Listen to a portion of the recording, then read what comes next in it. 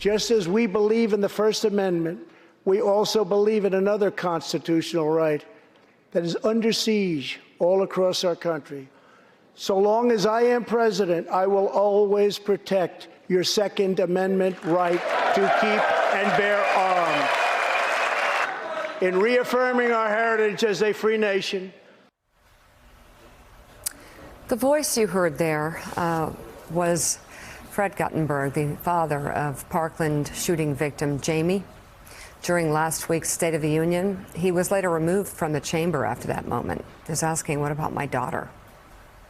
Today marks the heartbreaking 2-year anniversary, if you can believe it, since 17 people were murdered in that mass shooting at Marjory Stoneman Douglas High School, including Fred's 14-year-old daughter, Jamie. He joins us now once again. And so, Fred, I'll ask you to try and answer the question. I'm worried there won't be one, but what about your daughter? Is anyone hearing you? You know, Mika, 100% people are. What happened at the State of the Union, in a crazy way, left me unbelievably inspired by the reality that people are hearing me. Because the next day, people across this country were talking about gun violence because of what happened. People across this country were talking about supporting me or other victims of gun violence because of what happened. You know, listen, 2 years ago, from this very hour, my daughter was still alive. 2 years ago from this very hour, I was planning our Valentine's Day for that evening. And so while our president may stand on a stage and be the megaphone for the gun lobby, which is what he was doing that night, those of us, 90% of this country who says they want to do more, who are voting for people who are going to do more, leave me inspired about where we're going in the future, not pessimistic. Today is a day that many people are going to celebrate love. My advice to everybody today is don't make today a special day about celebrating love. Do it every chance you get. Tell those who you love how much you love them. Look them in the eye as if it could be the very last time. And then promise me you're going to show up at the polls and you're going to vote for Jamie and all the other victims of gun violence. Voting for Jamie. Let's talk about Jamie.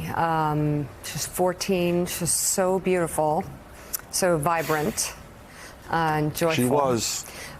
What are the memories that flow through your mind when you're going through the day and making your way to Washington and around the country to talk about this? What are the memories that stay with you? You know, well, there's memories of Jamie in life, and then there's also Jamie's last minute. Jamie's laughter, Jamie's silliness, Jamie's toughness, Jamie's smile. It's in my head. It never leaves there. But it's also been joined by Jamie's last minute. And I can't get out of my head thinking about what my daughter felt in that last minute, knowing she was running for her life from an active shooter, and wondering, did she know it when she was shot? Did she suffer even for a second?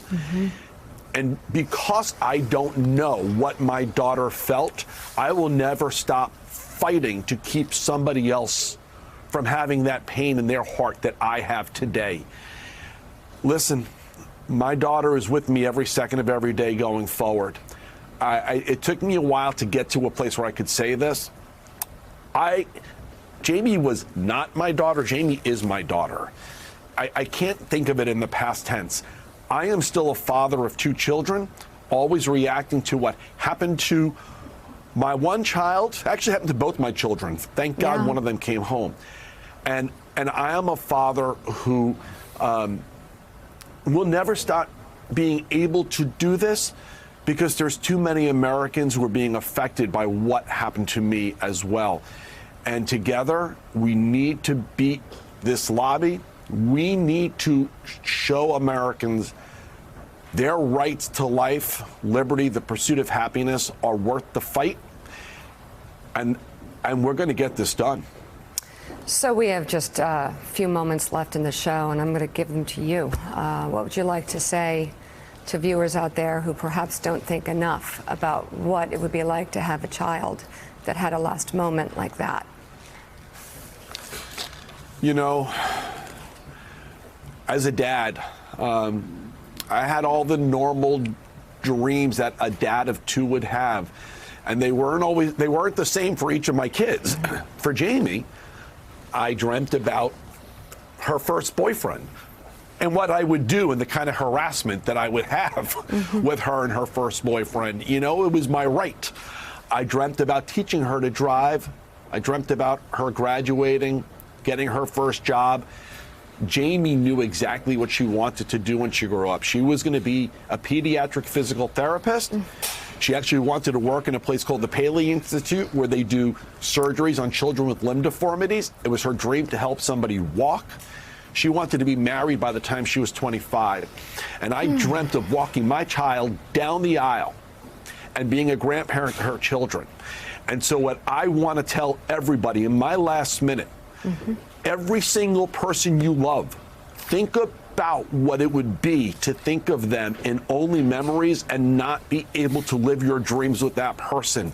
And understand why I do what I do today, and understand why the life of those you love is worth the fight. And join me and get out there and vote. And fire Mitch McConnell from this Senate, because he refuses to pass the legislation that is already sitting there waiting to go to the president for a signature, and he won't let it happen. He has chosen to stand idly by. And so join me as we work to defeat him, because my family's life is worth it, and so is yours. Fred Guttenberg, thank you so much for using your voice, and we hope to have you back on the show again soon. Thank you so much. Mika, thank you so much. I appreciate you. All right. And that is where we leave things for the week. It's been quite a week, but I'm hoping everybody takes a look at that interview, maybe watches it again, and looks at what they have and what they might be able to do as well. That does it for us this morning.